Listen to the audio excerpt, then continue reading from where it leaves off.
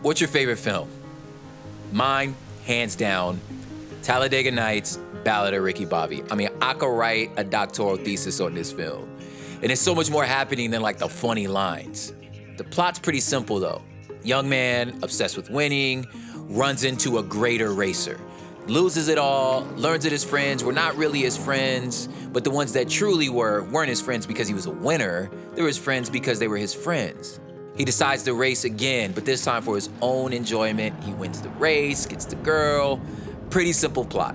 There's a ton going on there, and I am an expert. But if you were to ask me to recite all this in, say, Swahili, Cantonese, Farsi, or even Spanish, I'm probably finna fail 10 out of 10 times. In Spanish, maybe I could get away with it, but probably would sound like I was a fourth grader. And it's not because I'm not an expert on the subject, it's because I'm not an expert on the language. I don't know the turns of phrases, the nuances, the cultural references that come with speaking and being a part of a language and a culture my whole life. You know, in 1998 in California, there was a law that was passed that said all instruction and testing must be in English only in our classrooms.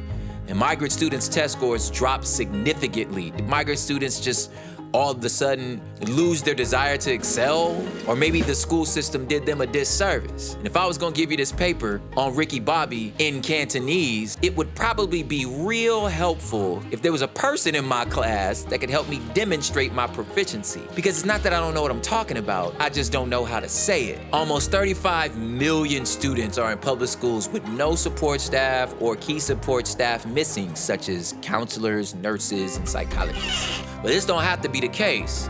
You can make a difference. The key to securing a robust and useful education system for our students is removing the obstacles at the systemic level. That's right, fix the system. This is called advocacy.